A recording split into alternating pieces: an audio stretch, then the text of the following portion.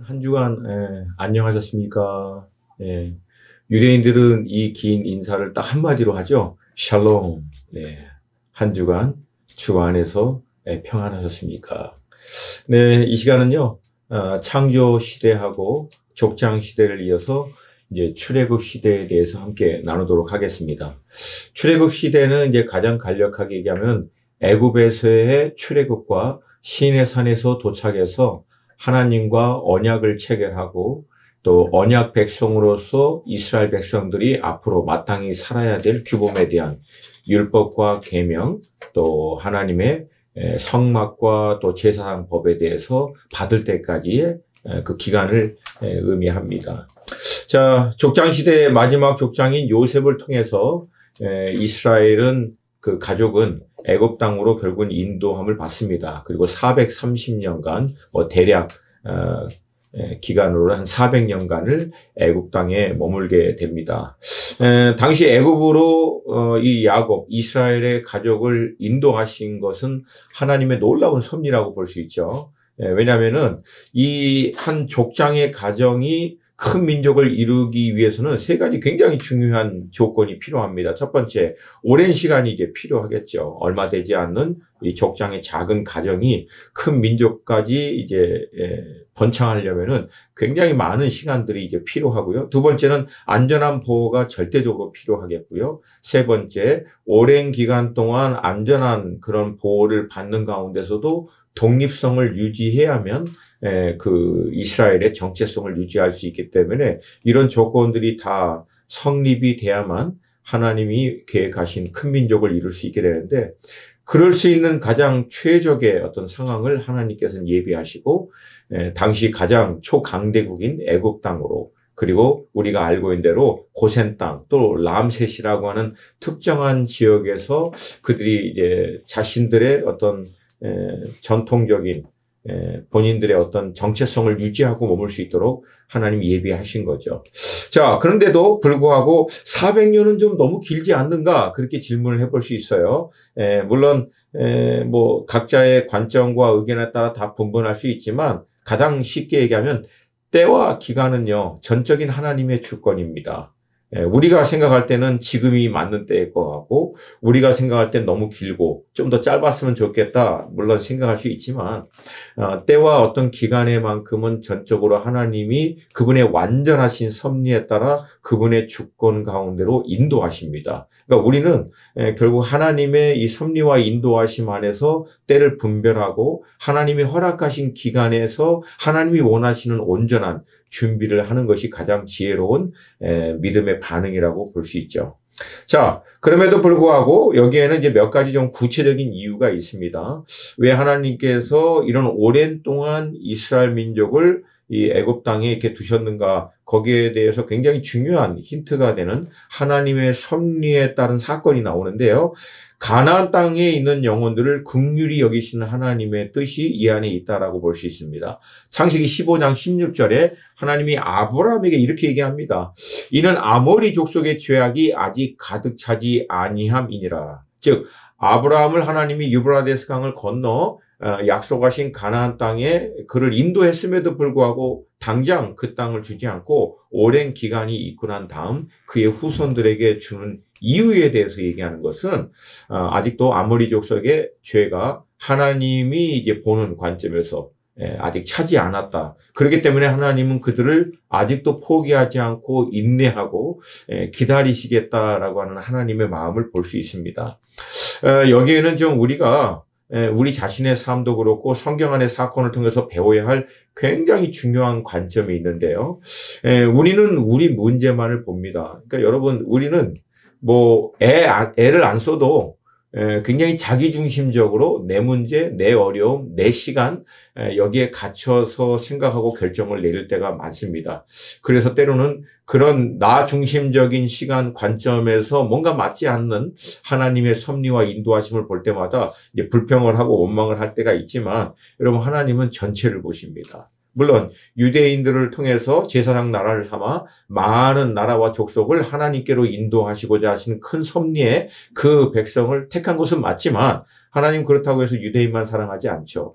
여전히 죄악이 관영하여 하나님이 심판할 수밖에 없는 상황에 치닫고 있음에도 불구하고 여전히 하나님은 아모리 가나안 족속을 향해서 기회를 주시기를 원하신다라고 하는 거예요. 그건 지금도 마찬가지죠. 저는 이러한 그 관점이 좀 우리가 가져야 될, 성숙한 그리스도인들이 가져야 될 관점이 아닌가. 왜 하나님 이렇게 안 합니까? 왜 지금 안 하십니까? 왜 내 문제 하나님 해결하지 않습니까? 뭐 하나님 하지 못해서 안 하는 게 아니고요. 하나님은 그거를 포함해서 내가 속해 있는 공동체, 나라, 민족, 그리고 내가 살고 있는 이 시즌, 이 시대 가운데 행하고자 하는 하나님의 모든 섭리 안에서, 그러나 그분의 완전하심에 따라서 그 일을 행하시기 때문에 우리는 그 하나님의 전체를 보는 눈들이 좀 회복돼야 될 필요가 있고요. 그것이 성숙한 관점이라고 볼 수 있죠. 이게 이제 실제적으로는 리더십에서도 굉장히 중요하게 작용합니다. 우리가 한 공동체, 한 교회 안에서 신앙생활을 하면은 내 중심적으로 내 문제 아니면 나의 관점, 내 의견은 내가 볼 땐 이게 맞다라고 생각할 때가 있는데요. 리더의 입장에서는요, 어떤 한 특정 개인의 관점, 그가 생각하는 때, 그가 생각하고 있는 의견, 이것보다도 전체를 아울러서 이 공동체가 함께 세워 하나님이 공동체에게 원하시는 뜻을 향해서 나아갈 수 있는 가장 질서 있게, 그리고 모든 것이 합력하여 선을 이룰 수 있는 방법을 놓고 늘 고민하거든요. 여러분들 그것들을 함께 볼 수 있는 성숙함이 있기를 도전드립니다. 자, 결국은 하나님께서는 그렇게 오래 기다렸음에도 불구하고, 그러나 굉장히 단호하신 하나님의 모습도 또 나옵니다. 그래서 뭐냐면은, 결국 때가 차면은요, 하나님이 정하신 기준, 그 선을 넘어버리면 더 이상 하나님은 no more merciful. 그 뜻은 더 이상 이제 뭐 긍휼과 자비를 베풀어 주시지 않습니다. 이게 어떻게 보면은 우리가 너무 쉽게 잊어버리는 하나님의 모습이에요. 하나님은 끝까지 은혜와 사랑과 긍휼로 기다리십니다. 근데 하나님이 보시기에 이제 됐다. 더 이상 안 된다라고 할 때는 하나님 굉장히 단호하십니다. 그러니까 어쩌면 그리스도인, 이 땅에 살고 있는 또 믿지 않는 자들을 향한 하나님의 이 긍휼과 은혜 때는 이 땅에 우리의 생명의 시간이 남아있을 때까지죠. 그때까지 마지막 순간까지 하나님이 기다리시고 또 우리를 향한 그분의 가장 좋은 또 완전한 계획으로 인도하시기를 계속 이끌어 가시지만 그 시간이 딱 되고 그 선을 넘어버리면은 더 이상 이제는 안 되죠. 그래서 여러분 지옥에 이렇게 써 있다고 그러잖아요. No more chance. 더 이상 이제 기회가 없다는 거예요. 지옥이 왜 지옥이냐? 더 이상 회복할 수 있는 시간, 기회가 주어지지 않기 때문에 지옥이다라고 얘기합니다. 자, 결국 이제 애굽에서 이제 이스라엘 민족을 하나님께서 이제 인도하시기로 이제 결정을 하시죠. 근데 이제 중요한 것은 400년이 지난 이제 그때 왜 하나님은 이 이스라엘 백성들을 애굽 땅에서 고통 가운데 있게 하시고 그 고통을 통해서 나오게 하셨는가? 꼭 굳이 그렇게 고통 가운데로 이스라엘 백성들을 하나님이 밀어 넣으셔야 되는가? 꼭 그렇게만 해야 되는가? 이런 부분에서 많은 어려움이 있죠. 근데 여러분, 아주 쉽게 얘기할게요. 만약에 바로가 굉장히 훌륭하고 어진 왕이고요. 고센 땅에서 이스라엘 백성들이 아무 어려움 없이 편안하고 잘 살고 있다면 과연 하나님이 그들을 약속의 땅으로 인도하겠다고 자 가자 할 때 몇 명이 따라 나섰을 거라고 생각하세요? 제가 보기에는 한 명도 안 따라 나서요. 그러니까 결국은 하나님은요. 우리를 향하신 그분의 선하신 뜻, 우리를 향한 최상의 그 뜻, 아브라함에게 약속하신 하나님의 완전한 뜻으로 그들을 인도하기 위해서 가장 먼저 하나님이 행하시는 일은요. 원래 우리가 안주하고 편안한 가운데 있었던 모든 상황을 흔드십니다. 그러니까 이 흔들지 않으면요. 우리는 새로운 시즌으로 절대 발걸음을 옮기지 않습니다. 이건 우리의 본성이에요. 사람은 되도록이면 편하고 싶고 익숙한 데 머물러 싶고 변화 주기 싫고 그냥 몸에 배어있는 대로 계속 살고 싶어 하는 게 어떻게 보면 우리의 어떤 육신을 가지고 있는 모습이거든요. 근데 아무리 하나님이 젖과 꿀이 흐르는 가나안 땅으로 인도하겠다라고 설득을 해도 사실은 많은 사람이 떠나지 않죠. 이것은 이 시대를 살고 있는 우리 그리스도인들에게도 마찬가지죠. 하나님 만약에 우리의 삶 가운데 어떤 새로운 일, 놀라운 일들을 행하시길 원하신다. 첫 번째가 뭔지 아세요? 이전에 살아왔던 우리의 삶을 흔드십니다. 더 이상 이렇게는 안 되겠구나. 이걸 하나님이 깨닫게 하시도록 흔드시는 거예요. 흔들 때 떨어져 나가는 거 의미 없는 거예요. 굉장히 좀 단호하게 제가 말씀드리지만 하나님이 만약에 우리의 기존의 삶 가운데 막 흔드는 가정 가운데 막 떨어져 나가는 거 있죠. 그 의미 없는 것들이 대부분. 그러니까 사실은 많은 경우에 하나님의 새롭게 인도하시는 그 인도하심을 온전히 쫓아가게 하기 위해서 의미 없는 많은 것들을 떨어뜨리기 위해서 때로는 흔드실 때도 있어요. 물론 당장에는 다 이해가 안 되죠. 절대 이해 안 됩니다. 저 개인적으로도 그런 하나님의 인도하심을 몇 번 경험했는데 그 당시에는 아무리 좋은 말로 설명해도 이해하는 게 쉽지 않습니다. 이게 어떻게 보면 불완전한 세상 가운데 어떤 불완전한 어떤 육신의 연약함과 죄성을 갖고 있는 우리의 어떤 한계죠. 그러나 지나고 난 다음에는 다 알죠. 왜 부자 청년에게 재산 팔으라고 얘기했는가? 그 청년은 그 재물 갖고 있으면 절대 주님 못 쫓아갑니다. 기회만 되면 늘 돌아서서 결국 재물을 향해서 세상을 향해서 갈 수밖에 없기 때문에 미연에 주님이 정리시키는 거죠. 흔드신 거예요. 그 청년도. 정말 따라오길 원하느냐? 그럼 일단 흔드신 거예요. 이거 정리해야 한다. 마찬가지죠. 그러니까 결국은 기존의 우리의 삶 가운데 뭔가 흔드는 일이 있다. 이 얘기는요. 하나님이 다른 시즌으로 뭔가 하나님의 새로운 길로 우리를 인도하시기를 원하신다라고 하는 사인으로 보시면 됩니다. 다시 말씀드릴게요. 편안하고 아무 문제 없을 때 새로운 시즌으로 다음 믿음의 레벨로 자원해서 옮기는 사람은요. 제가 성경 아무리 읽어봐도 한 사람도 없어요. 그러나 그 다음 시즌으로 하나님의 놀라운 섭리 가운데로 인도할 때 우리는 확장하는 삶을 보죠. 확장. 자기 개인의 삶의 어떤 축복과 은혜를 누리는 수준이 아니라 이제는 복의 통로가 되고 많은 선한 영향력을 미칠 수 있는 확장된 삶으로 나아가게 됩니다. 자, 이제 그 다음 질문은 이제 400년, 정확히는 430년인데 대략 400년으로 늘 얘기하죠. 자, 그러면 400년 동안 이스라엘 백성들이 애굽 밑에 살면서 어떻게 이런 온전한 공동체를 계속해서 유지할 수 있었는가? 이거 여러분 결코 당연한 거 아니에요. 이전에도 얘기했지만 우리나라가 일제 식민지에 있는 거 불과 얼마 안 됩니다. 그럼에도 불구하고 그 영향력이 아직도 남아있어요. 우리나라 법 체계, 사회 이 시스템, 옛날 일제 때 그 법 체계하고 이 시스템하고 아직도 그 남아있어요, 많이. 제가 지금도 제일 답답해하는 거, 영어 교육, 일본식 영어 교육 지금도 남아있습니다. 영어 발음도 그렇고. 그래서 문법 많이 강조하는데 회화는 하나도 못하는 거. 물론 지금 좀 바뀌어가지만. 그러니까 제가 얘기하려고 하는 포인트는 400년 동안 애굽 밑에 있는데도 그 민족의 정체성을 유지하고 남아있을 수 있다는 게 당연한 게 아니라는 거예요. 근데 이제 어떻게 이렇게 됐는가? 이제 여긴 배경이 있는데, 이제 요셉이 아버지 야곱을 인도하면서 바로를 만날 때 이렇게 얘기합니다. 목축을 하는 게 직업이라고. 왜냐하면은 애굽 사람들은 이 목축을 가증하게 여기기 때문에 섞이지 않도록 할 거다. 분명히 그렇게 얘기하면. 그리고 목축하기에 가장 최적의 땅인 고생 땅을 줄 거다.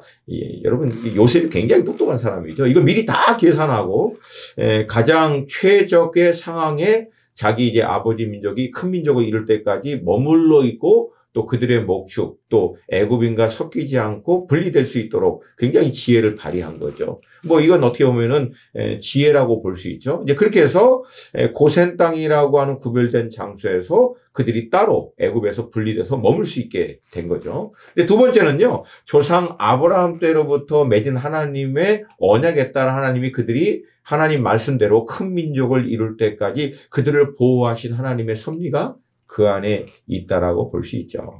자, 이 섭리가 실제적으로 실제적으로 그 섭리가 제대로 되기 위해서 그러면 400년 동안 이스라엘 백성들이 뭘 했을까요? 간단합니다. 자신들의 정체성 그리고 그것들을 잊지 않도록 끊임없이 기억하도록 교육했겠죠.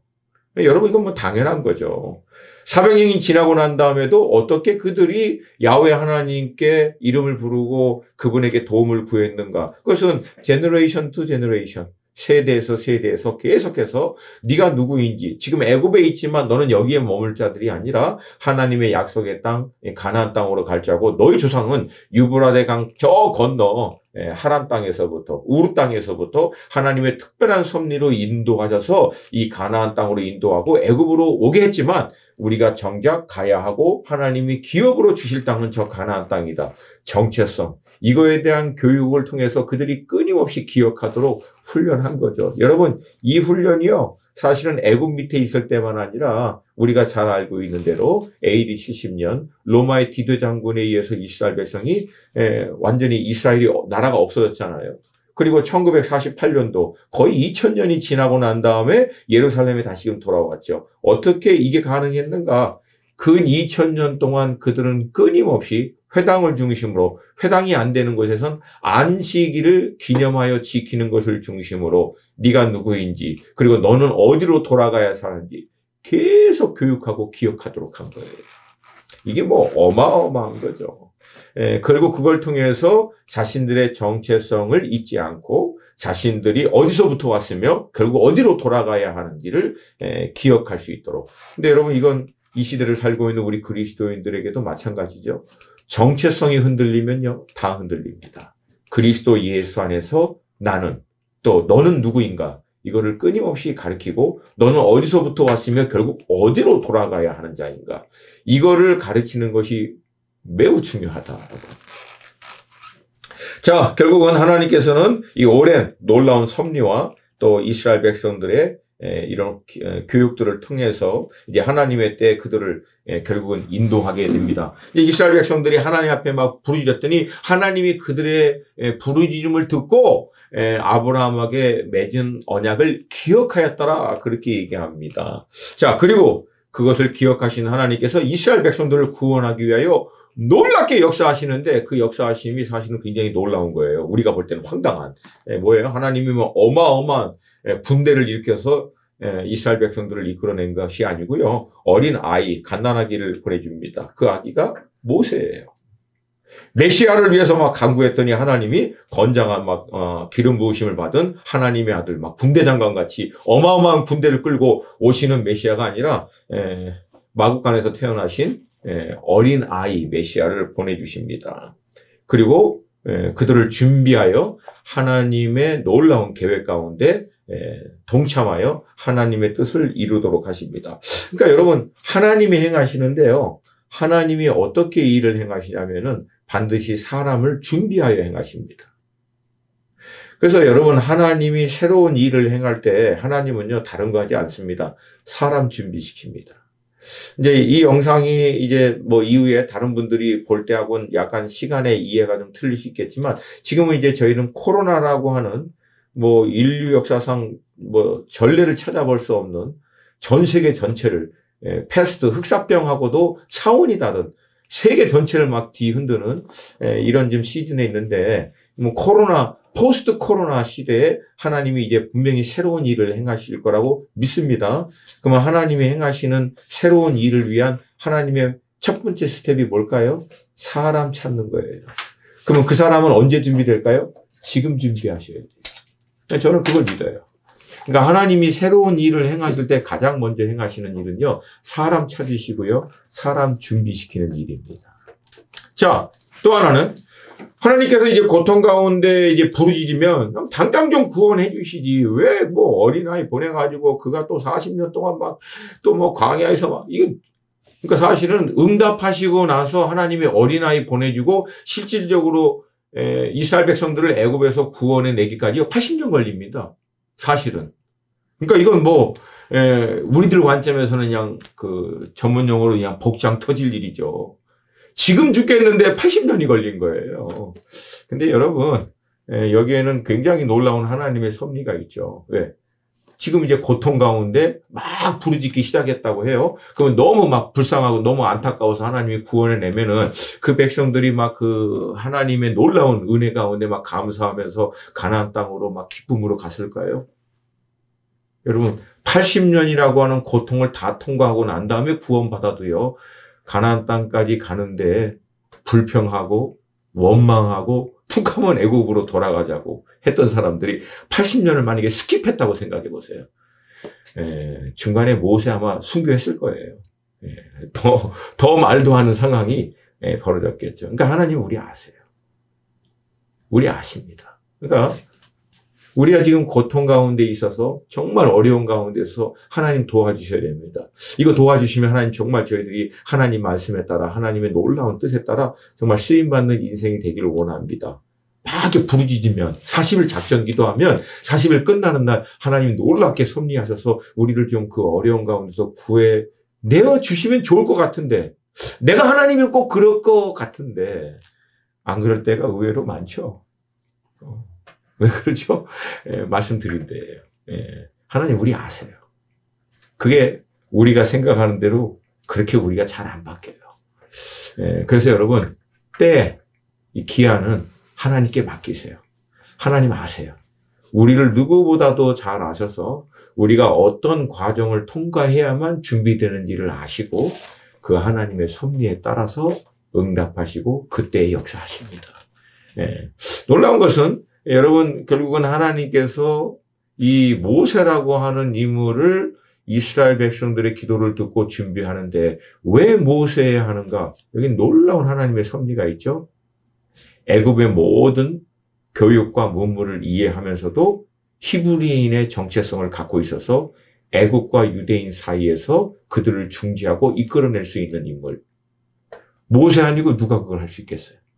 그러니까 여기에는 우리가 다 이해할 수 없는 하나님의 섭리가 있죠. 저는 이제 최근에 알다시피 이제 돌아다니질 못해서 지금 이제 성경 이제 벌써 이제 한번 끝내고 다시 또 사무엘 상하, 열왕기 상하 쭉 좀 읽고 있거든요. 근데 제가요, 솔로몬 시대에 이제 성전을 짓는 일에 있어서 그 두로 땅에서 히람이라고 하는 사람을 데려다가 솔로몬이 그 성전의 이 기구들을 위한 모든 놋 제조 기술을 갖고 있는 사람이어서 그걸 시키는 걸 봤는데요. 여러분 이 히람이라고 하는 인물의 배경을 아세요? 이 사람은요. 두로의 놋 기술을 갖고 있는 아버지에서 태어났지만 어머니는요. 납달리 출신의 과부입니다. 그러니까 어머니는 유대인이에요. 과부 출신. 근데 그 어머니가 두로라고 하는 이방 사람 남자 그러니까 이거 좋은 직업이 아니에요. 여전히 그 기술자 그런 거죠. 그러면 여러분 이 히람이라고 하는 사람이 그 외국계 어머니 밑에서 놋 기술을 배우고 그것도 과부 출신에 하여튼 보통 그 우여곡절은 아니겠죠.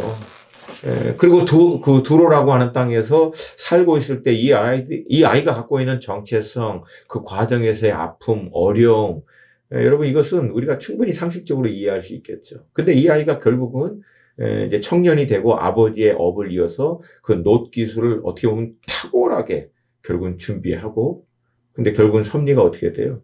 솔로몬 시대에 어느 누구도 할 수 없는 하나님의 성전을 짓는 놋 기술자로 솔로몬이 픽업해서 이 사람을 씁니다.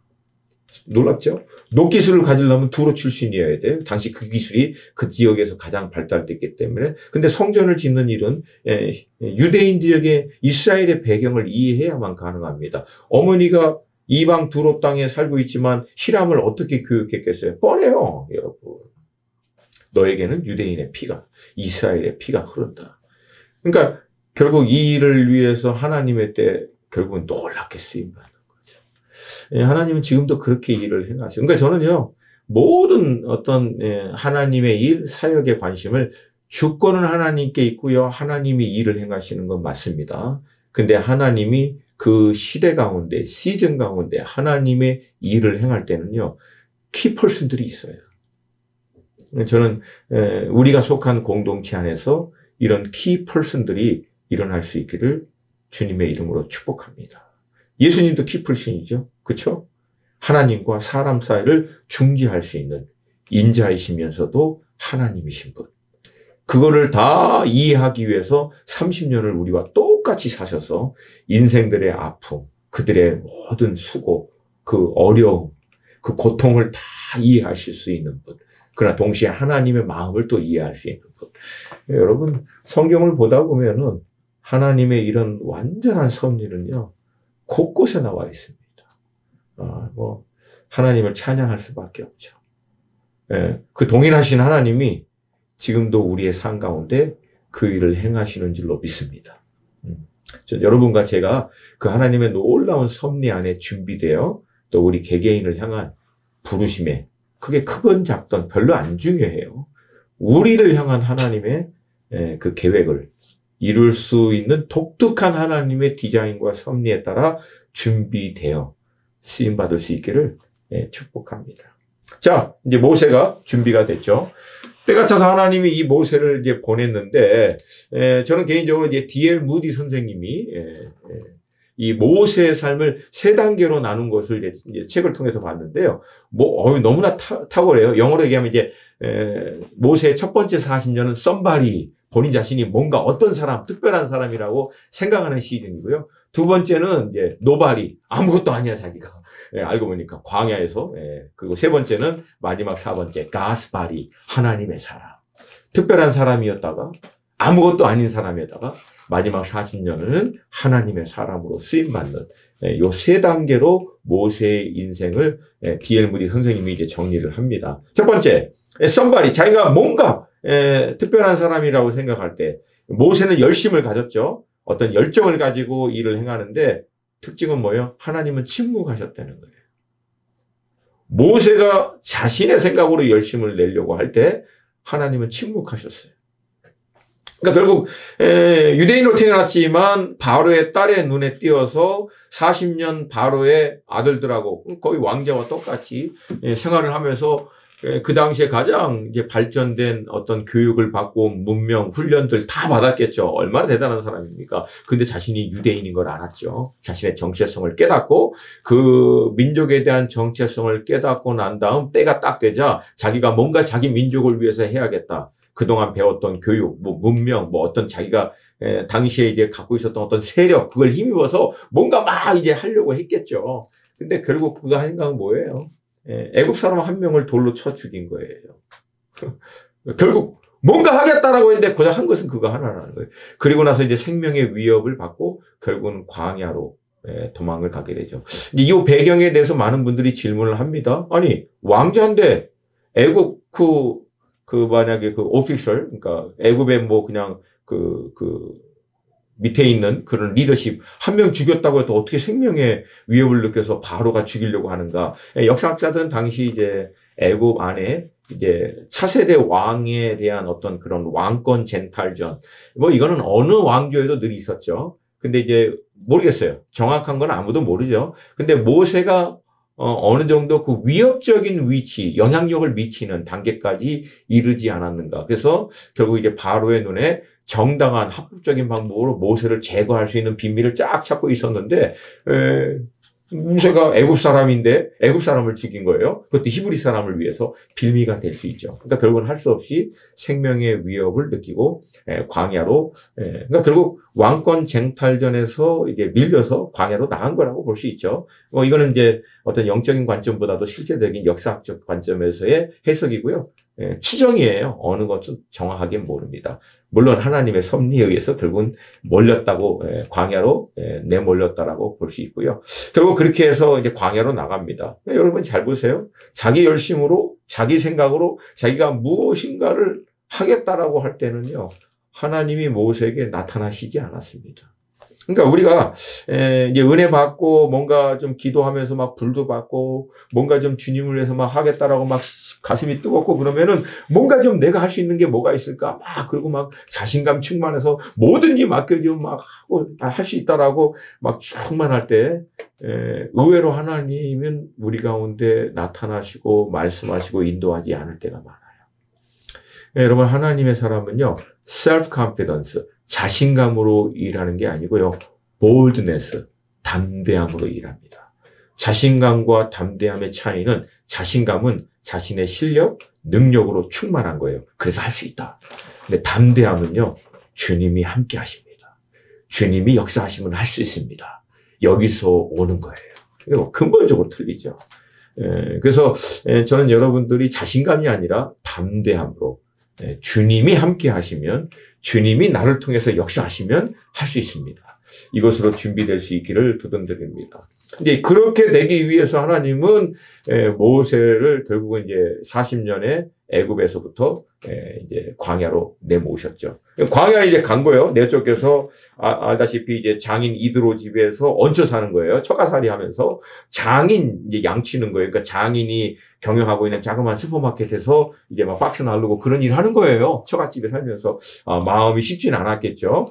그리고 나서 이제 양 치우고 이제 광야에서 이제 지내고 있는데 어느 날 갑자기 가시떨기에 이제 이 불꽃을 이제 경험하게 되죠. 그리고 거기에서 하나님은 모세를 하나님의 계획으로 초청하십니다.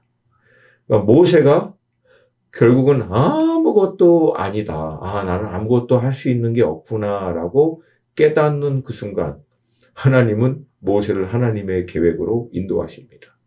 그러니까 지금 내가 이 모세의 삶을 비추어서 어느 단계에 있는지가 여러분 대충 보이시죠? 첫 번째 단계에 있는 분, 이제 광야가 기다리고 있고요. 광야 같은, 정말 나는 아무것도 아니구나. 아무것도 할 수 있는 게 없구나. 정말 주님이 아니면 정말 아무것도 아니구나. 이걸 깨달으신 분은 주님의 인비테이션을 이제 받을 수 있는 시즌 가운데 곧 들어갈 거라고 볼 수 있습니다. 자, 어떤 분은 그래요? 왜 40년인가? 40년 애굽에 있기 때문에 40년 광야. 뭐 그렇게도 해석할 수 있고요. 또 이스라엘이 갖고 있는 40이라고 하는 숫자에서의 의미로 또 그렇게 풀이하시는 분도 있고. 근데 저는 개인적으로 의외로 아주 심플하게 내립니다. 그러니까 그 자신감이 빠지는데 40년 걸린 거예요. 모세도. 뭐 간단한 예예요. 만약에 10년 안에 이게 해결됐다. 그럼 10년 후에 주님이 찾아올 수 있었겠죠. 그러니까 이게 각자마다 다 틀려요. 어떤 분들은 굉장히 어떻게 보면은 짧은 하나님의 연단, 이렇게 자기를 깨트리고 부인하는 과정들을 짧게 갖는 사람도 있는데 어떤 분들은 굉장히 길게 갖는 분들이 있어. 자기의, 자기 확신, 뭔가, 뭐 할 수 있을 거, 그걸 뭐 인간적으로 부인하기가 쉽진 않죠. 그러나 의외로 그런 분들은 오래 걸릴 수가 있어요. 저 잘 못해요. 저는 두렵고 떨려요. 오히려 그런 사람들이 하나님이 쓰시기에 더 좋을 수도 있어요. 여러분 여호수아 두렵고 떨리는 그때 하나님이 나타나셔서 모세를 이어서 하나님의 백성을 이끌 수 있는 군대 장관으로 세우시잖아요. 이 과정을 예수님은요 아주 간단하게 이렇게 얘기합니다. 먼저 자기 자신을 부인하는 과정이 없이 하나님 앞에 쓰임 받으면요 본인 자신에게도 그렇고요 본인이 영향력을 미치고 있는 주변에 있는 모든 사람에게도 어마어마한 대가 지불이 필요합니다. 그래서 저는요 우리가 주님 앞에 쓰임 받는 거 정말 귀하고 아름답지만 자기가 깨어지고 부인하는 과정이 반드시 필요하다라고 보고 있습니다. 레위기에 보면은요 이 제사법에 있어서 뒷부분에 제가 잠깐 나눌 텐데 이 소제를 드리는 건데요. 이 소제는 곡식으로 하나님 앞에 제사를 드리는 거거든요. 근데 그냥 드리는 게 아니에요. 고운 가루로 다 빻아서 드려요.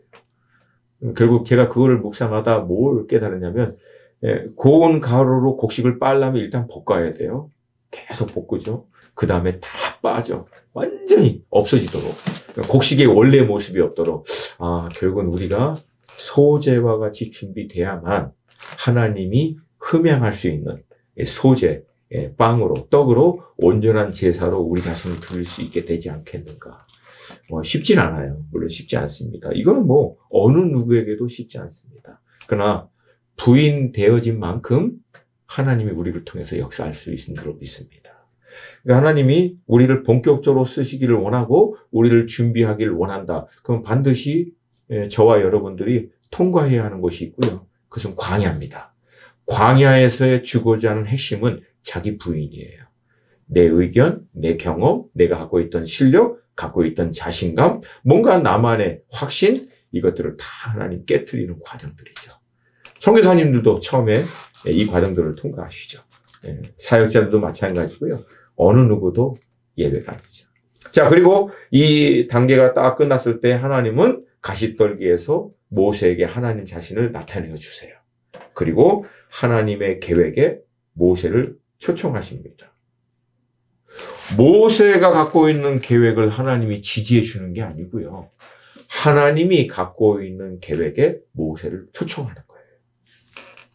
그리고 이제 마지막에는 가스바리로 쓰임 받게 되죠.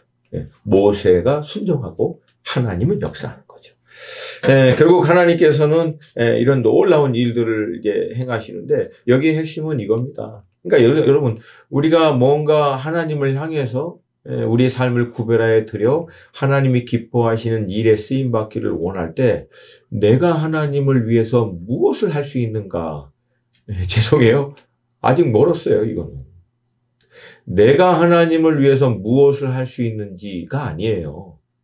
하나님이 나를 통해서 무엇을 하기를 원하시는지. 앞에는 뭐예요? 내가 하는 거예요.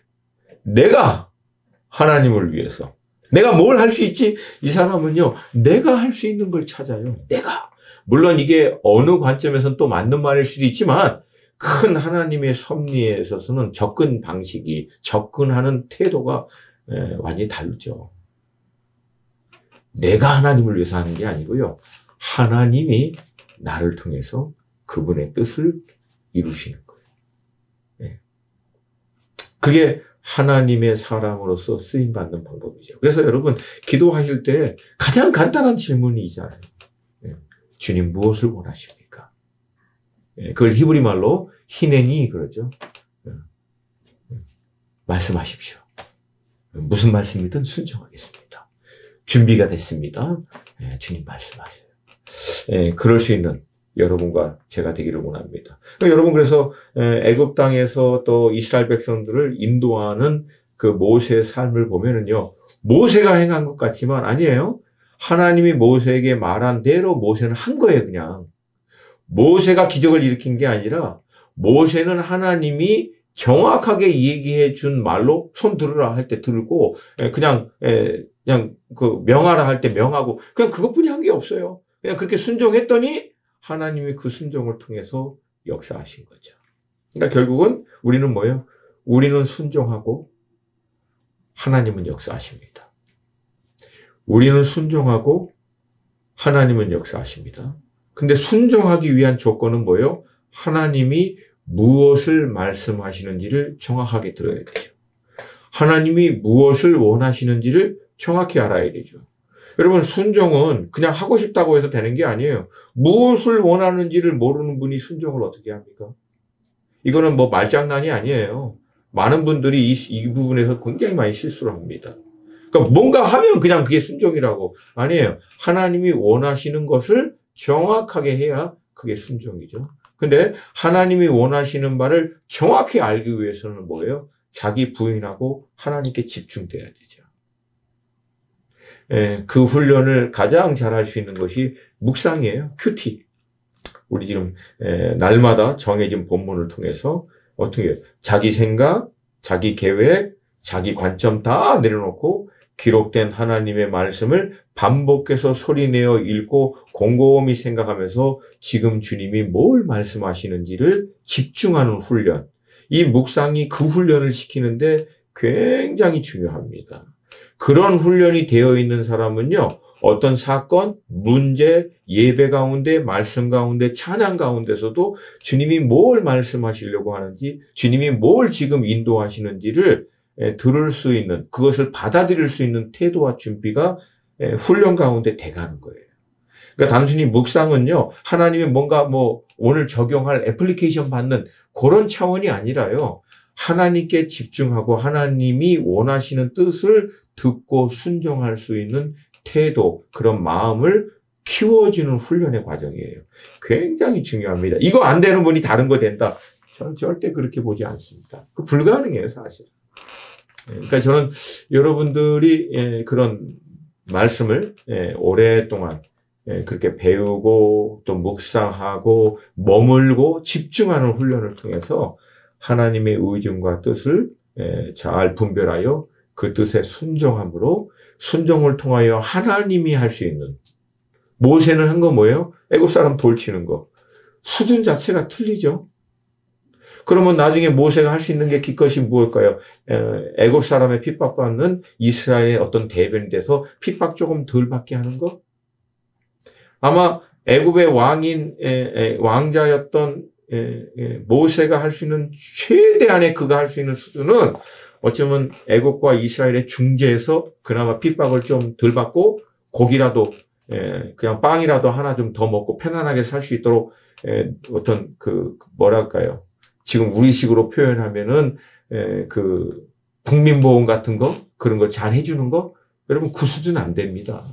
넘어갈 수가 없어요. 근데 하나님의 계획은 뭐예요? 전혀 그런 수준이 아니죠. 애굽에서 이스라엘 민족 전체를 이끌어내는 그 수준도 아니죠. 애굽이라고 하는 당시 초강대국 앞에 하나님이 유일한 야훼 하나님이시고요. 애굽만이 아니죠. 그 사건이 그때 팔레스타인 이 중동 전체에 다 번집니다. 거기 전체가 벌벌 떨었어요. 애굽이라고 하는 나라를 완전히 쑥대밭시키고 이 이스라엘 민족 전체를 이끌어내는 이 사건을 통해서 그러니까 하나님이 그 시즌 가운데 행하려고 하는 하나님의 시대적인 경륜을 이루는 인물로 모세를 쓰는데 그것이 모세가 하나님의 계획에 동참하여 순종함으로 가능한 거예요. 그러니까 우리가 아무리 뭐 크게 생각하고 대단하게 생각해도요. 우린 절대 하나님의 계획, 하나님의 뜻을 그 수준을 넘어갈 수가 없어요. 그러니까 여러분 제가 몇 번 나눈 얘기지만 이 개미굴에서 나와서 하나님이 준비하신 어마어마한 이 계획 가운데 들어가는 게 낫지 개미굴에 살면서 자꾸만 하나님 이 개미굴에 들어오셔서 역사해 주셔서 개미굴 안에 있는 땅 확장시켜 주시고 어떤 영향력 미치는 자리 주시고 그래도 개미굴이에요. 나오셔야 합니다. 하나님의 사이즈는 근본적으로 틀려요. 자, 본격적으로 이제 하나님께서 이제 모세를 준비하여 이제 이스라엘 백성들을 애굽에서 인도해 낼 때 결국은 애굽 땅을 하나님이 이제 철저히 심판하십니다. 특별히 애굽 땅에 있는 그 신이라 불리는 모든 우상들을 하나님 파하는 일들을 행하시고요. 어떻게 보면은 하나님을 거슬러 일어났던 애굽을 중심으로 한 그 주변에 있는 모든 나라 가운데 이스라엘의 하나님, 그 하나님만이 유일한 참 하나님이심을 나타내는 일을 하나님이 행하시죠. 단순히 이스라엘 백성들을 애굽에서 끌어내는 것이 주목적이었다면 하나님 그렇게까지 하실 필요가 없죠. 근데 하나님의 주목적은 뭐예요? 하나님만이 유일하신 하나님이시다 라고 하는 것을 나타내려고 하시는 거죠. 그러니까 여러분 이 일이 마지막 때도 동일하게 나옵니다. 하나님을 대적하여 일어난 신이라고 불리는 아니면 신의 자리에 올라간 모든 인간의 철학, 학문, 사조, 모든 가치, 유행 하나님이 결국은 다 이걸 무너뜨리고 이걸 깨트리시죠. 여러분 지금 이 코로나 과정 가운데 뭘 보십니까? 인간이 이루는 모든 문명, 업적들, 그들이 갖고 있는 의학적인 지식, 갖고 있는 뭐 놀라운 뭐 과학적인 문명 한 방에 끝내세요. 한 방에. 그냥 끝내버리죠. 시스템, 스트럭처를 다 셧다운 시켜버리고 멈춰버리게 하잖아요. 그러니까 여호와의 콧김에 물밑이 드러나고 여호와께서 재채기를 했더니 막 산이 터져버렸다. 그린랜드 화산 터지니까 유럽에서 미국 쪽으로 정확하게 제 숫자를 지금 그때 제가 기억하기로는 5 million people, 500만 명이 움직이질 못한 거예요. 한 달 동안. 거기에 따른 경제적인 손실, 그 경제학자들하고 수학학자들이 계산하다가 멈췄죠. 왜? 몰라요. 어마어마. 그러니까 여러분 화산 하나 터뜨려도 하나님이 그렇게 해버리세요. 그러니까 여러분 좀 조심스러운 얘기지만 이것을 통해서 하나님이 우리에게 주시고자 하시는 메시지는 뭐예요? 제 식으로 표현하면 까불지 말래요. 성경적 의미는 겸손하라는 거예요. 겸손의 성경적 의미는요. 네 자리 잘 찾아가라는 거예요. 교만의 성경적 의미, 자기 자리, 자기가 있어야 될 위치 모르고 날뛰는 거. 그걸 교만이라고 얘기합니다. 그러니까 우리는 뭐예요? 피조물이라는 거예요. 피조물의 자리 가만히 있으라는 거예요. 창조주 하나님의 선 넘으려고 이게 원죄죠. 그건 넘을 수 있다라고 하는 계속 제 이제 표현을 하는데 까불지 말라는 거. 한 방에 끝납니다. 그러니까 겸손은 자기 자리를 잘 분별해서 그 자리에 딱 있는 거예요. 하나님 그걸 통해서 겸손한 자들은 오히려 이 포스트 코로나 시대 가운데 준비하여 놀랍게 오히려 이제 하나님의 섭리 가운데 쓰임받도록 할 거라고 저는 믿습니다. 자, 결국 이제 하나님은 그 일을 이제 본격적으로 행할 때 모세의 순종을 통해서 자, 모세와 하나님이 이제 이 딜을 해요. 하나님의 계획 가운데 모세를 초청하는데 모세하고 하나님하고 자꾸만 좀 말이 피트가 전문용어로. 이게 좀 안 맞잖아요. 왜 그래? 모세는 내가 못해요. 나는 그거 감당 안 됩니다. 하나의 복장 터지는 거예요. 내가 너보고 그거 하래? 그냥 순종만 하라고. 그거 하는 것은 나야. 네가 하는 게 아니라고. 근데 우리가 많은 경우 그 일을 해요. 우리가 하나님의 계획, 하나님의 인도하신 가운데 들어갈 때 자꾸만 이 딜레마에 빠지는 거. 그거 우리가 어떻게 합니까? 그거 우리 못해요. 그거 안 돼요. 나는 감당이 안 돼요. 하나님 얘기에 답답하면서 이렇게 때리고 싶어. 하면서 내가 언제 너보고 그거 하래. 그거 하래. 내가 한다고. 너는 그냥 시키는 대로만 해라고. 여러분, 이 하나님의 놀라운 섭리에 돌파가 있기를 도전드립니다. 그래서 저도 그 딜레마에 참 많이 빠졌죠. 근데 지금은 자유. 왜 자유해요? 내가 하는 게 아니니까 자유하죠. 하나님이 하세요. 왜 내가 자유해요? 내가 하는 거면 내가 책임져야 되거든요. 근데 하나님이 하십니다. 그러니까 하나님이 책임져시요. 그러니까 이 진리가 나를 자유케 하는 거예요. 내가 하는 것은 그분의 뜻을 잘 분별해서 순종만 하면 되는 거예요. 나머지는 하나님이 하십니다. 여러분, 화면을 보고 같이 보시는 분도 저를 좀 따라했으면 좋겠어요. 우리는 순종하고 하나님은 역사하십니다. 그러니까 그 순종할 수 있는 사람으로 하나님이 우리를 준비하기 위해서 자기 부인이라고 하는 광야를 통과하게 하시는 거예요. 그러니까 뭔가 할 수 있다라고 순종 안 돼요. 왜? 왜 안 돼요? 여러분, 이 놀라운 돌파가, 이게 영적인 돌파죠. 이게 우리 가운데 있기를 주님의 이름으로 도전드립니다. 여기에는 또 놀라운 섭리가 뭐예요? 나는 한 게 없어요. 하나님이 우린 순종했더니 역사하신 거예요. 그러면 누구의 영광이 나와요? 하나님의 영광이 나타나죠. 근데 내가 하나님을 위해서 누가 영광 받습니까? 그래서 하나님의 일을 한다라고 해놓고 영광은 죄송합니다. 지가 다 받아 드시는 분들이 참 많아요. 하나님 섭리 아닙니다. 순종만 한 사람은요, 자기가 했다라고 얘기를 못 하죠. 왜? 하나님이 하신 거 알거든요. 모든 영광은 하나님께. 할렐루야. 결국 이제 우리가 알고 있는 대로 이제 9가지 이제 재앙을 통해서 하나님이 심판하시고 난 다음에 마지막 10번째 재앙을 애굽에 있는 장자는 짐승이나 사람이나 전부 다 이제 마지막 치시고 하나님이 이스라엘 백성들을 이끌어내도록 하고, 이 사건을 통해서 하나님이 유월절을 지키도록 이제 명하십니다.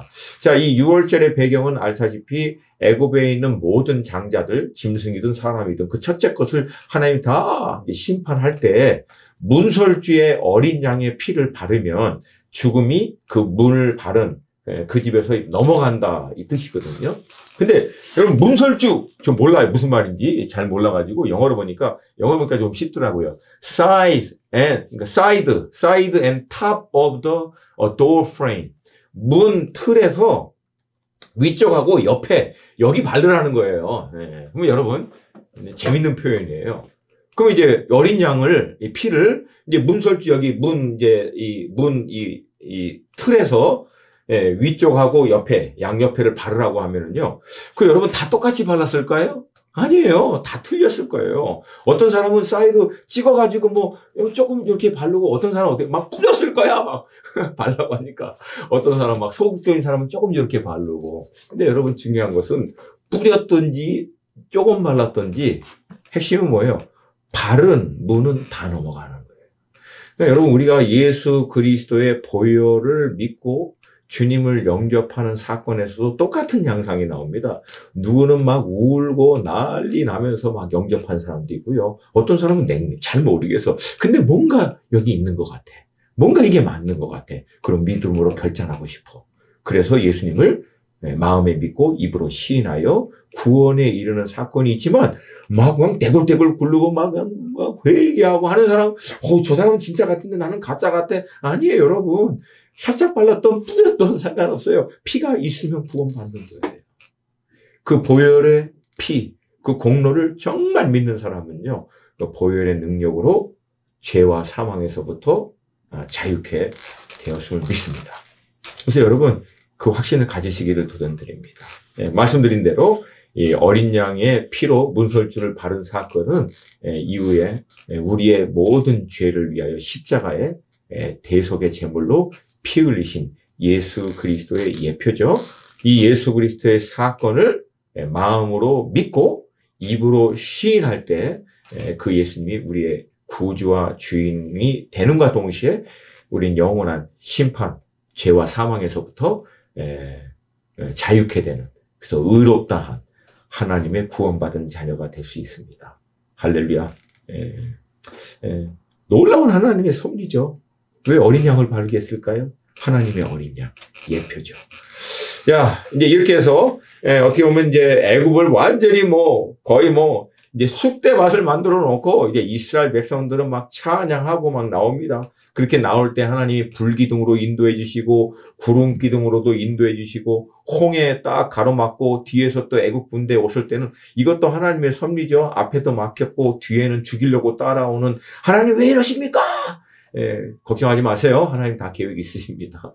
결국은 여러분 홍해를 가르시고 그것을 통과하게 하시고 뒤따라오던 애국 군대를 하나님이 심판하시는.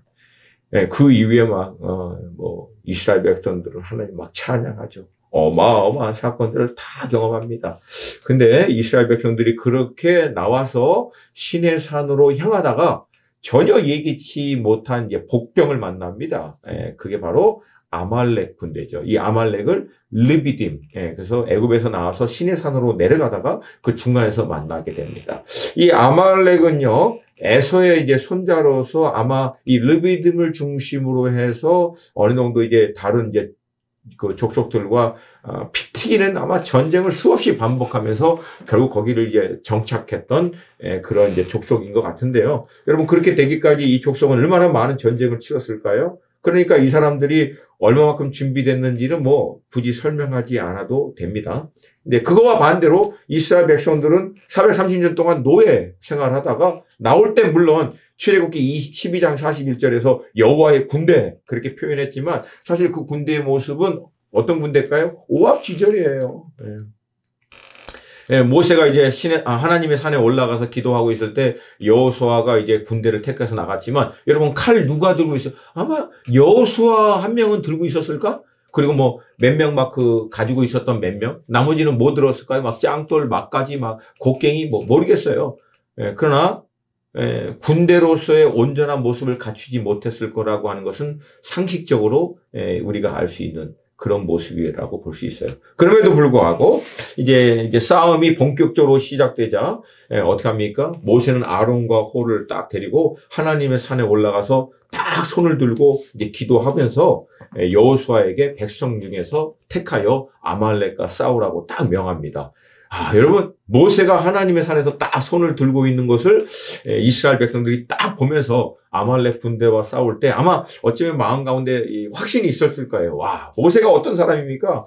애굽을 완전히 쓸어버린 사람이고 홍해를 갈른 사람이고 대단한 사람이죠. 그런 어마어마한 사람이 이제 하나님의 산에 올라가서 딱 이제 손을 들고 있는데 근데 문제는 뭐예요? 이 모세가 손을 들고 있을 때는 이스라엘이 이기는데 이 모세의 손이 내려갈 때는 이 아말렉이 이기는 거예요.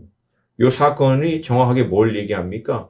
영적 세계가 어떻게 결정되느냐에 따라서 육적인 세계는 그 영적인 세계의 결정, 어떤 일어난 일의 그대로 결과로 반영된다라고 하는 것을 알 수 있죠. 그래서 잠언은 이렇게 얘기합니다. 21장 31절. 제가 이 청년 때 이게 마음에 품었던 그런 말씀이죠. 싸울 날을 위하여 마병을 예비하거니와 승리는 여호와께 있다. 그러니까 여러분 여기는 승리는 여호와께 있으니까 여호와께서 하실 거야. 괜찮아. 우리는 이 뜻은 아니죠. 우리는 우리에게 주어진 상황과 환경에서 최선을 다하여 싸울 전쟁을 준비하기 위해서 우리가 할 수 있는 모든 걸 다 하지만 그 전쟁을 결국 이길 수 있는 주권, 그것은 하나님께 달려있기 때문에 마지막 결정적인 순간에는 하나님을 의지해야 한다. 그런 말씀으로 이해할 수 있죠. 자, 근데 이제 문제가 생겼어요. 모세가 이제 딱 하나님의 이제 팔을 들고 이제 할 때는 막 이겼는데 문제는 모세가요. 이 팔이 점점 내려가는 거예요. 그러니까 여러분 모세도 사람이라는 거예요. 그러니까 모세가 아무리 영적으로 어마어마한 사람, 홍해 가르고 막 애굽 쓸어버리고 막 대단한 사람이어도 모세도 여전히 사람이다. 결국 한계를 가지고 있는 사람이죠. 예, 이때 아론과 홀이 모세를 가운데 딱 앉히고 양쪽에서 모세의 양팔을 딱 붙잡아 줍니다. 이 아론과 홀이 아니었다면 모세의 팔이 계속해서 들리지 않았겠죠. 예, 전도서 말씀이에요. 한 사람이면 패하겠거니와 두 사람이면 맞설 수 있으나 예, 삼겹줄은 쉽게 끊어지지 아니하니라. 그러니까 여러분 어떤 공동체 아니면 어떤 신앙생활에서 아론과 홀이 없는 사람, 내가 쓰러질 때 나를 붙잡아주는 사람이 없는 사람. 성경에서 뭐라 그래? 그것은 어떻게 보면 약간 좀 심한 표현일 수 있죠. 그 영어로 하면 woe요, woe. 이게 뭐예요? 저주받은 거예요. 이건 뭐 굉장히 심한 말일 수 있죠. 그러니까 내가 지쳐서 쓰러지는데 아무도 나를 격려하고 위로하고 붙들어줄 사람이 없다. 여러분 그거는 절대 온전한 신앙생활을 하기가 쉽지 않죠. 그래서 여러분 신앙생활을 할 때는요 공동체가 굉장히 중요합니다. 특별히 큰 공동체 안에서도 어떻게 작은 소그룹 안에서 깊은 것들을 함께 나눌 수 있는 뭐 가장 가깝게는 배우자가 그렇게 될 수 있지만 또 더 확장해서는 함께 신앙생활을 하고 있는 자매들, 형제들 그리고 나의 고민과 기도 제목들, 어려움들을 나누고 함께 붙들어줄 수 있는 사람들이 있는 것. 굉장히 중요하다라고 볼 수 있고요. 그게 결국은 모세의 팔을 계속해서 들려있게 한 거예요. 그리고 그 결과가 어떻게 나옵니까? 이스라엘이 아말렉에서 승리한 거예요. 그러니까 여러분 싸움을 보세요. 모세하고 아론과 홀에서 끝나는 것 같지만 그 결과는 모세와 아론과 홀의 인생에서 제한되지 않습니다. 이스라엘 전체까지 미쳐요. 그러니까 우리 공동체에 비록 작은 우리 두세 사람의 갖고 있는 이 씨름, 이 모임이 우리 두세 사람의 문제에서 끝나지 않는다는 거예요. 이게 somehow 어떻게든 공동체 전체에게 이 파장이 미치는 왜? 우리는 유기체적인 한 몸이거든요. 하나님이 그렇게 몸인 교회를 그런 공동체를 사용하십니다. 자, 결국은 이제 놀라운 하나님의 섭리에 따라 결국 이제 쓰게 되죠. 자, 근데 여러분 여기서 우리가 한 가지 잊지 말아야 될 것은 그렇다고 해서 이렇게 한쪽으로 치우쳐서는 절대 안 된다는 거예요. 그 무슨 말이냐면 영적인 게 굉장히 중요하기 때문에 영적인 것에만 치우쳐도 안 되고요. 그렇다고 해서 또 뭐 싸움이니까 이게 싸워야 되니까 싸울 사람들이 준비된다고 해서 이 전쟁에서 싸워야 할 사람들에만 너무 집중해서도 안 되고요. 사실은 둘 다 필요하죠. 근데 이 밸런스를 맞추기가 의외로 쉽지 않습니다. 그러니까 영적인 어떤 그 사람들, 흔히 우리가 알고 있는 대로 이게 마리아파들은요, 전부 다 하나님의 산에 올라가서 손 들고 기도만 하려고 그러고요. 마르다파는 전부 다 칼 들고 나가서 싸우려고만 하죠. 그러면 어떻게 됩니까? 결과 뻔해요. 이스라엘 백성들이 하나님의 산에 올라가서 전부 다 손 들고 있다가 아말렉에게 순교했더라. 그렇게 될 수 있어요.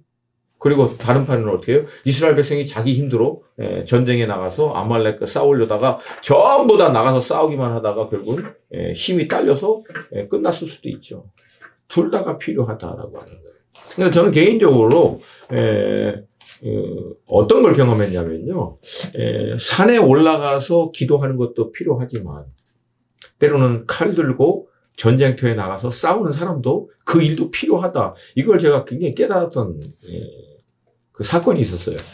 이제 오래전 제가 이제 미국에 이제 우리 1.5세 2세들 이제 훈련해서 이제 선교를 보낼 때 이제 주 타겟이 저희들은 이제 일본, 중국, 그 다음에 이제 터키, 중동 쪽이었는데 그때 이제 중국에 저희들이 정확하게 잘 모르겠어요. 근데 많은 팀이었어요. 다 합쳐서 거의 한 4, 50명이 될 정도로 이제 사역을 각자 이제 다 여러 지역에서 하다가 저희들이 이제 백두산 투어를 마지막 하고 한국으로 나와서 일본 팀, 중국 팀 합류해서 이제 캠프하고 미국으로 돌아가고 이제 그렇게 했는데 이제 그 백두산 투어를 이제 저희들이 마지막으로 한 거예요. 천지 거기 올라가서 막 너무 좋더라고요.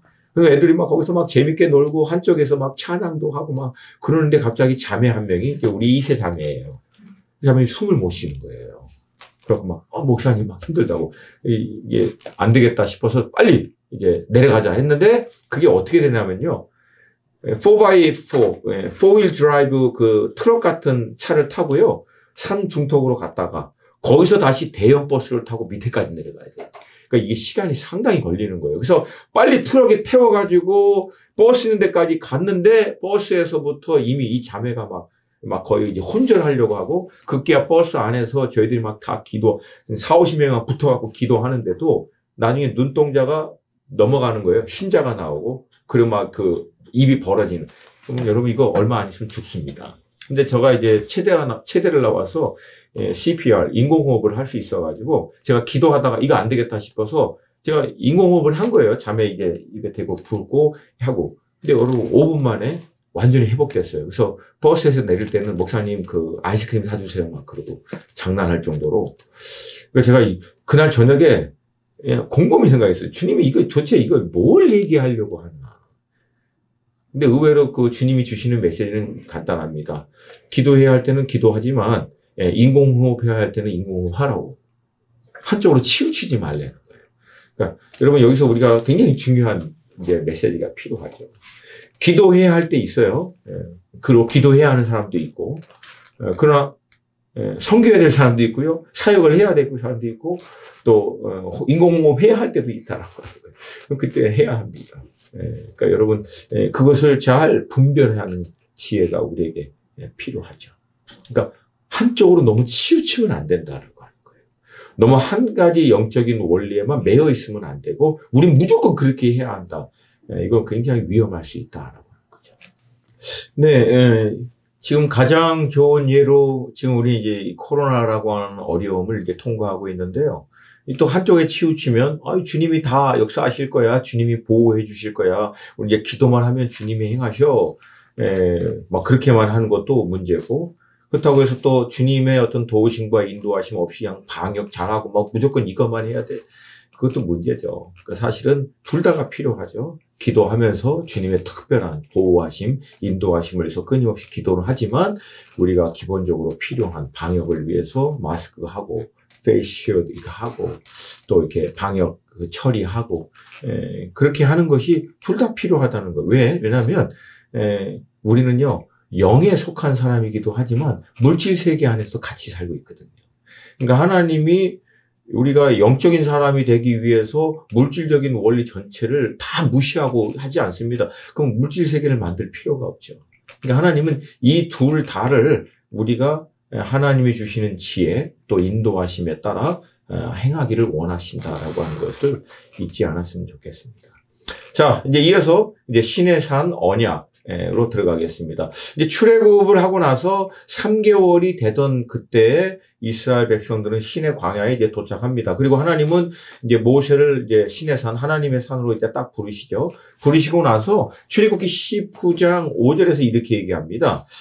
세계가 다 내게 속하였나니 너희가 내 말을 잘 듣고 내 언약을 지키면. 쉽게 얘기해서 야 이거 다 내 거야. 알지? 이게 다 내 건데 너희가 내 말만 잘 들으면 그 뜻이에요.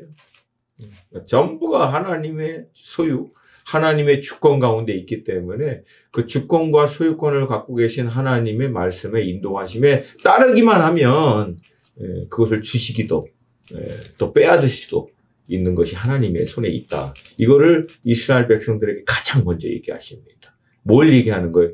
누가 다스리느냐? 누가 결국은 역사하시느냐?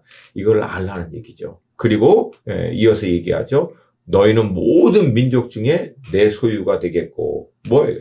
그러니까 너희들 내 거야 이제부터. 그러니까 내 마음대로 할 거야. 그 의미가 아니라요. 이스라엘의 이제 정체성, 다른 말로 하면 소속이 어딘지를 정확하게 하는 거예요.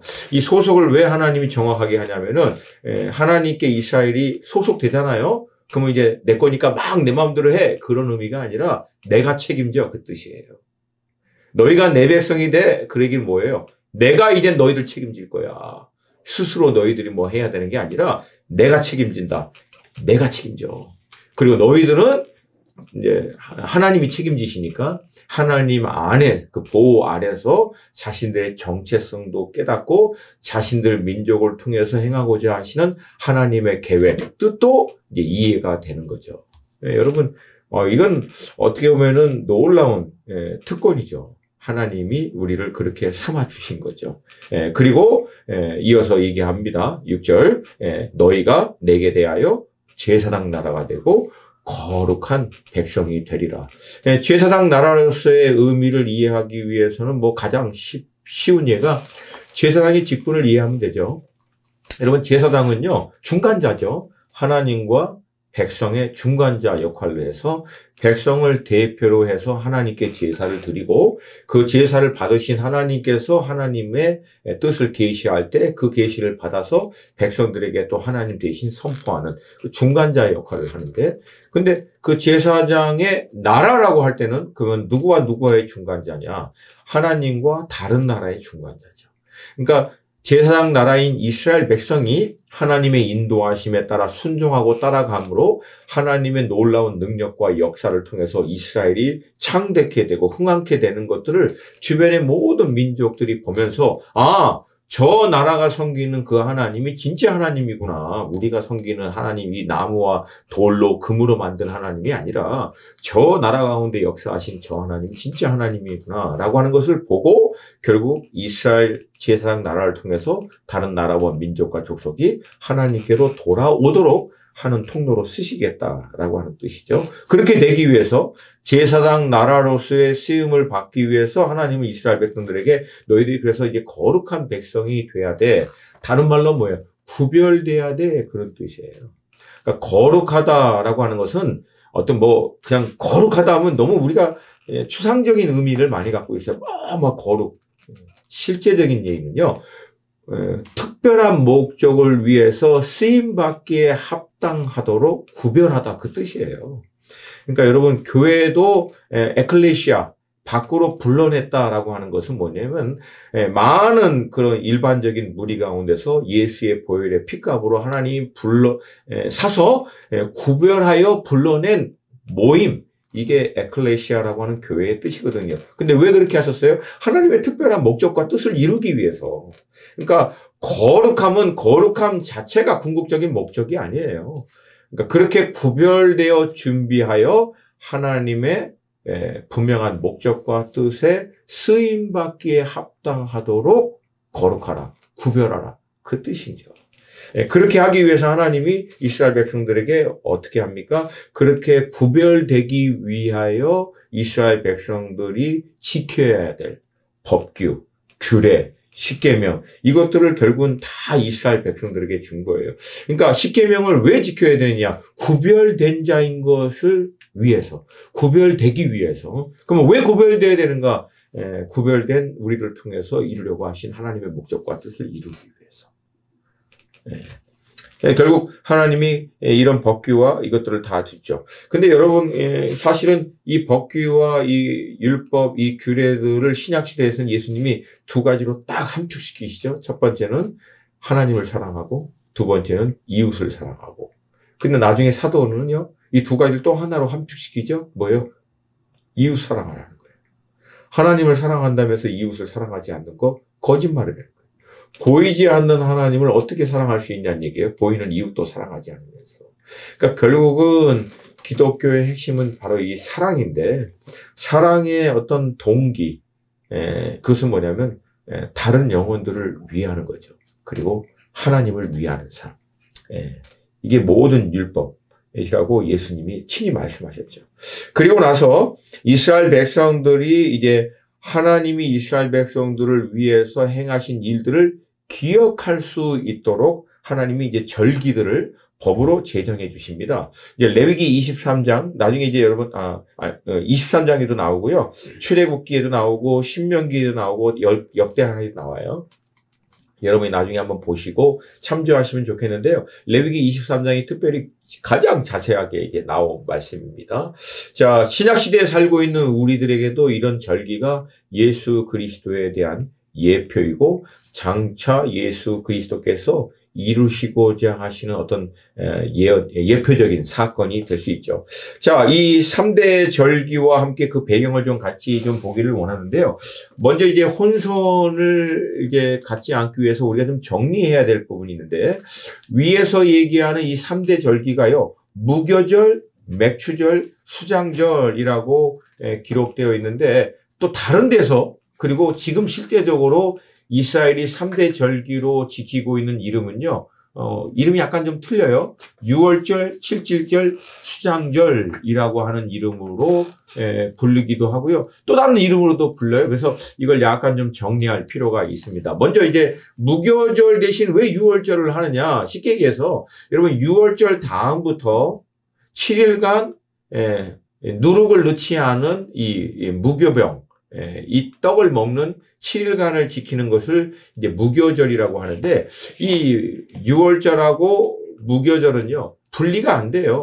유월절을 지내고 바로 그 다음날부터 7일간 무교절을 지키기 때문에 사실은 유월절하고 무교절은 그냥 쉽게 표현하면 한 묶음이라고 볼 수 있어요. 근데 유대인들은 어차피 무교절의 시작이 유월절을 치른 다음 날부터 시작하기 때문에 대표적으로 무교절이라고 하는 이름보다는 유월절이라고 지금은 이제 부르고요. 이스라엘의 3대 절기로 지금 지키고 있죠. 다시 말씀드립니다. 유월절을 치른 다음 날부터 시작해서 7일 동안 누룩이 들어있지 않는 떡을 먹는 것을 무교절이라고 부르는데, 무교절 자체가 유교절이 없이는 시작이 안 돼요. 그래서 오히려 대표적으로 무교절이라고 하기보다는 유월절이라고 하는 이름으로 3대 절기로 치르게 됩니다. 다음에는요, 맥추절로서 보리의 첫 번째 열매를, 가장 첫 번째 이스라엘이 걷는 열매가 보리거든요. 그 첫 번째 열매를 걷는다고 해서 초실절이라고도 부릅니다. 근데 이 신명기를 보면은요, 이거를 맥추절이라고 하는 이름 대신에 칠칠절이라고 이름으로 대신 불러요. 근데 헷갈려요. 이 맥추절이야, 칠칠절이야. 근데 사실 이 칠칠절은요, 맥추절 다음 날로부터 7주가 지나고 49일이 지나고 마지막 그 49일이 지난 다음 날, 50일째 되는 날, 이거를 곧 칠칠절이라고 하고요. 50제가 되는 날이라고 해서 이스라엘의 그 발음으로는 이것을 오순절, 50제가 되는 절기라고 하는 이름으로 부릅니다. 아울러 이제 유대력으로 보면은 이 날이 또 이제 뭐 정확하다라고도 얘기할 수 있지만 거의 추정이죠. 모세가 시내산에서 하나님으로부터 율법을 받은 날도 또한 이 날이다라고 유대인들은 믿고 있기 때문에 율법을 받은 날로도 오히려 기념합니다. 그러니까 정리하면은요, 유대인들은 그해 첫 번째 그 추수가 보리로부터 시작하거든요. 그 보리가 첫째 열매예요. 그러니까 보리이기 때문에 맥추절이라고 부르고요. 첫 번째 열매이기 때문에 초실절이라고 부릅니다. 그리고 그거로부터 시작해서 다음 날부터 7주인 49일이 시작돼서 진행되고 마지막 50일째 되는 날, 이날을 칠칠절 또는 오순절이라고 불러서 이 시작하고 끝 전체를 같이 지내요. 그리고 초실절을 시작해서 칠칠절, 오순절이 끝나기 중간 때 그에 계속 추수하는 열매들을 사람들은 각자 이제 계속 하나님의 성전에 와서 바치고요. 여름 마지막 추수가 딱 끝나는 칠칠절 날 하나님 앞에 이제 떡을 딱 만들어서 갖다 바치는 거죠. 그렇게 해서 이 절기를 지키기 때문에 이 초실절하고 칠칠절도 한 묶음으로 같이 이스라엘이 절기로 지키고 있습니다. 마지막 세 번째 3대 절기기는요, 이제 장막절이라고 하는데 또 40일 광야에다가 주로 이제 자기 그 농지, 자기가 그 기업으로 받은 땅에다가 지었어요. 그 당시에는 거기에다가 이제 초막을 짓고 40일간 광야 생활한 것을 기념하기 위해서 일주일 동안 이제 지내죠. 그래서 이제 초막절이라고도 부르고요. 수장절이라고도 부르는데 다른 절기하고 겹치거나 하긴 않기 때문에 혼선은 없습니다. 대신 이름을 이제 여러 가지로 표현해요. 초막절, 수장절, 또한 장막절, 뭐 그렇게 부르기도 합니다. 그래서 이스라엘의 이제 3대 절기는요, 유월절, 무교절을 포함해서 유월절을 지키고 다음 날부터 7일까지 무교절 딱 지키는 거 하나. 그 다음에 칠칠절, 그 뭐예요? 초실절 또는 맥추절로부터 시작해서 49일이 지난 다음 날 50일째 되는 날, 칠칠절, 다른 이름으로는 50일째가 되는 날이기 때문에 오순절, 또 율법을 받은 날 해서 이걸 한 묶음으로 같이 또 지내고, 마지막으로 이제 장막절, 수장절이라고도 하고 초막절이라고도 하는 이 절기를 지킵니다. 그래서 요걸 좀 더 세분화해서 이제 7절기를 얘기해서요. 6월절, 무교절, 초실절, 칠칠절 다른 말로 하면 아까 얘기했죠. 오순절, 그리고 나팔절, 로시 하샤나라고 하는 사실은 굉장히 이제 중요한 이제 절기 중에 하나고요. 그 다음에 6번째 속죄일, 용키퍼. 사실 이 용키퍼가 이스라엘 백성들에게는 절기 중에서 가장 성대하게 치러져요. 왜 3대 절기라고는 안 하는지는 모르지만 하여튼 죄를 속죄하는 날, 그리고 50년 때 되는 날은 희년이라고 해서 뭐 어마어마하게 빚을 탕감해주고 노예를 자유케 해주고 원래 땅을 회복하고 하는 그런 날로 지키고요. 마지막 7번째가 3대 절기 중에 하나인 장막절로 지키게 됩니다. 여러분 그 핸드아웃에 일부러 제가요 그 기록을 다 해놨습니다. 그래서 여러분 쭉 읽으시면 당시의 의미, 그리고 이게 신약에서 이 시대에서 어떤 의미를 갖고 있는지를 쭉 기록했으니까 여러분 참조하시면 좋겠습니다. 자, 이렇게 이제 율법과 십계명, 율법, 그 다음에 절기들을 기념할 수 있도록 말씀해 주시고, 이어서 이제 성막과 이제 제사의 이제 직분, 또 제사장의 이 직분에 대해서 이제 설명을 하고 있습니다. 우리가 알고 있는 대로 하나님은 이스라엘을요, 제사장 나라로 택하시고 그들을 통하여 다른 나라와 민족이 결국 하나님께 이제 돌아올 수 있도록 하나님이 계획하셨죠. 자, 그러면 이스라엘 백성이 제사장 나라인 것을 어떻게 알 수 있는가? 그것을 나타내는 증표로 하나님이 이스라엘 가운데 함께 거하시는 거예요. 그래서 하나님이 이스라엘 가운데 함께 거하시는 곳으로 성막을 짓도록 하신 거고요. 나중에 이제 이 성막에서부터 성전으로 이제 확장이 되죠.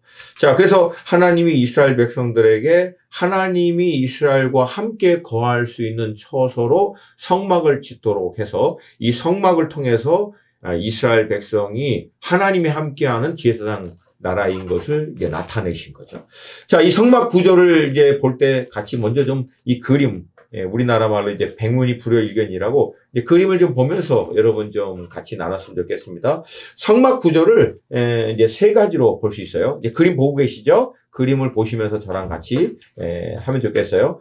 성막을 보면은 하얀 바깥의 테두리, 그러니까 이걸 성막이라고 부르는 거예요.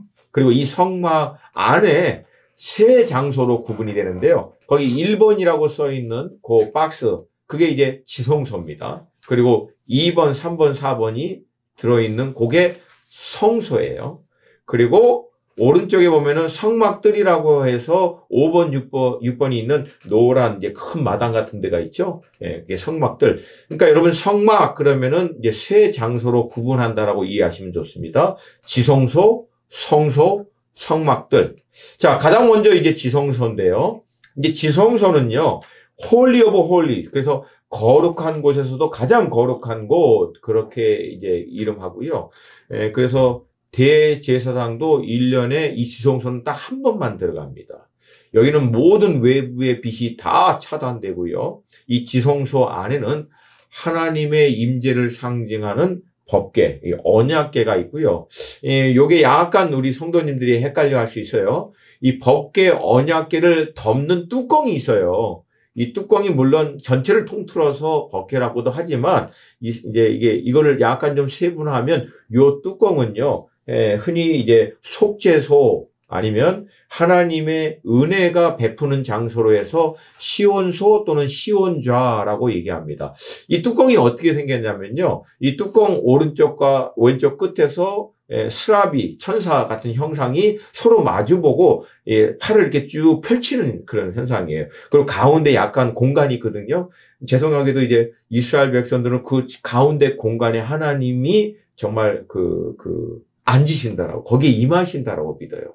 그리고 거기에서부터 하나님의 은혜를 베풀어 주신다라고 믿습니다. 그래서 하나님의 은혜가 거하는 자리에서 시온자, 시온소, 그렇게 이제 부릅니다. 근데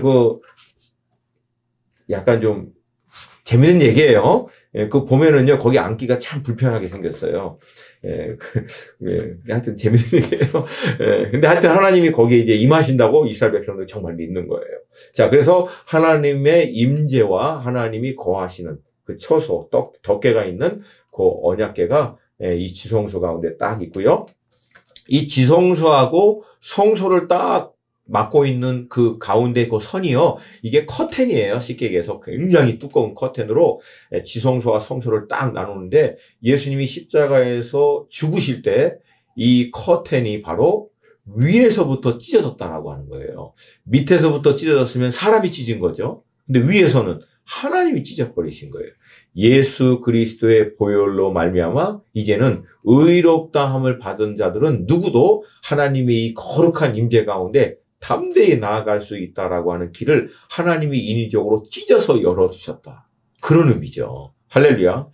그런 의미고요. 자, 이 커튼 바로 앞에 있는 2번이라고 하고 있는 게 이게 바로 향단입니다. 향단이고 3번은 떡상이에요. 그리고 4번은 등잔대입니다. 향단은 우리가 알다시피 이 향은 요한계시록에도 나오죠. 이 향이 하나님께 올라갔는데 하나님의 그 향에다가 하나님의 불로 임하셔서 땅을 심판하는데 이 향은 성도들의 기도다라고 기록하고 있는 것처럼 이 분향단의 이 향은요 예수 그리스도의 중보 그리고 지금도 하나님 우편에서 우리를 위하여 중보하신다고 하잖아요. 그 중보가 되시는 예수 그리스도를 나타내십니다. 그 떡상 우리의 생명의 떡 되시는 예수님이고요. 4번 등잔대 빛 대신 예수 그리스도를 나타내십니다. 자, 그리고 이제 오른쪽으로 보면 이제 성막들인데요. 이 성막들로 들어가는 문이 오른쪽 보면은 동쪽이라고 써 있죠. 동문. 그러니까 이게 이스턴 게이트예요. 그러니까 성막으로 들어가는 문이 동쪽으로 나 있는 거예요. 그러니까 이 문을 통해서 하나님께 이제 제사를 드리고자 하는 사람이 이 성막 안으로 딱 들어가면은 가장 먼저 보는 곳이 성막들이거든요. 이 성막들 가운데서 첫 번째로 보는 게 그 6번 네모나게 생긴 번제단을 가장 먼저 봅니다.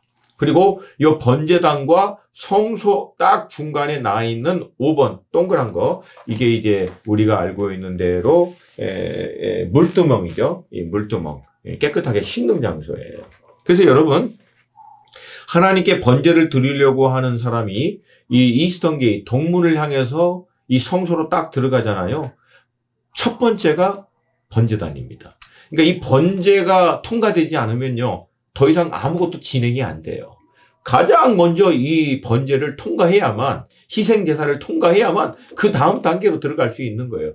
이게 이제 이 시대를 살고 있는 우리 그리스도인들에게도 마찬가지죠. 예수 그리스도의 십자가의 죽으심 우리의 대속제물이 되어 십자가에서 죽으신 이 예수 그리스도를 통과하지 않고는 더 이상 아무것도 진행이 안 돼요. 깨끗게 되는 것, 우리의 생명의 또 빛 되시는 주님을 경험하는 것, 임재 가운데 들어가는 것 더 이상 못 나갑니다. 예수 그리스도의 희생의 제사, 단 한 번의 완전한 제사, 어린 양이 되신 예수 그리스도의 희생을 통과해야만 그 다음 단계로 들어갈 수 있다.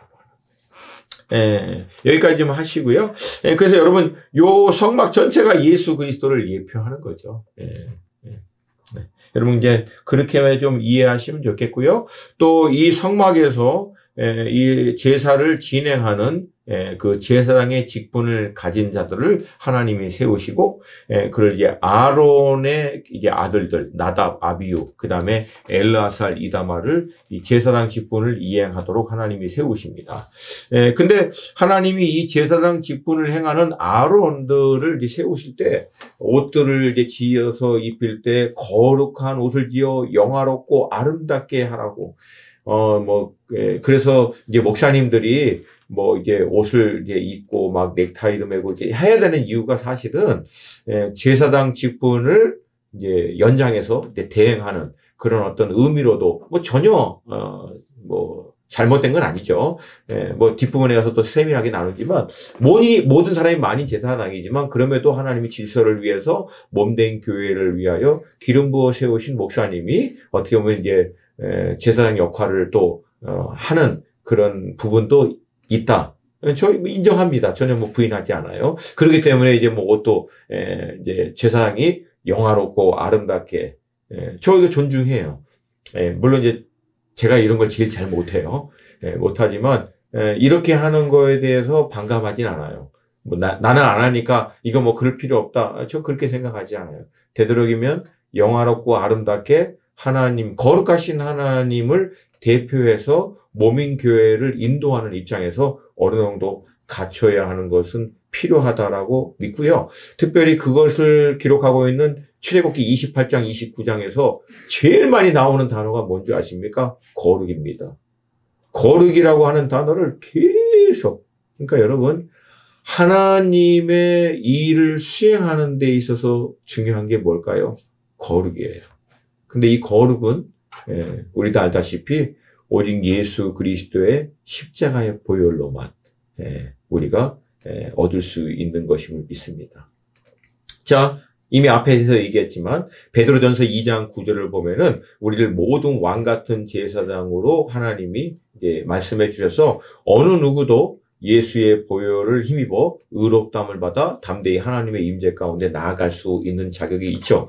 그럼에도 불구하고 하나님이 주님의 몸인 교회가 온전한 그 교회로서의 역할을 하는 데 있어서 질서를 세우기 위해서 질서 안에 주님이 몸에게 기대하는 모든 역할을 잘 감당할 수 있도록 하기 위해서 이제 기름 부어 세우신 목회자의 어떤 리더십, 인도함에 따라서 함께 순종하여 질서 안에 몸인 교회에서 역할을 감당하는 게 굉장히 중요하다.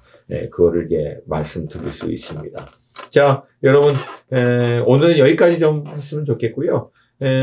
나중에 여러분들이 좀 그 다른 문헌이나 어떤 또 인터넷이나 동영상을 통해서 방금 말씀드렸던 이 7대 절기, 3대 절기, 또 이 성막과 제사장의 직분들은요, 너무나 많아요.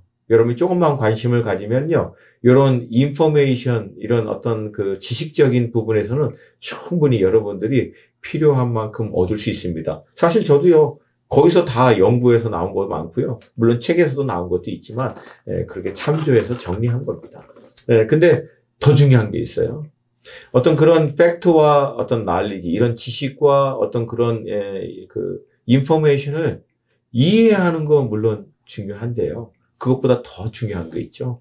그걸 통해서 결국은 우리가 어떻게 해야 하는가. 이 부분도 여러분 실제적으로, 우리가 잊지 않아야 된다라고 하는 거예요. 이건 그냥 단순히 어떻게 보면은 알으라고 물론 준 게 아니죠.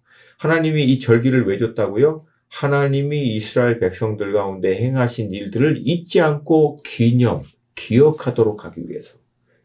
그러니까 하나님이 왜 이런 예표들을 허락하셨는가? 우리에게도 마찬가지예요.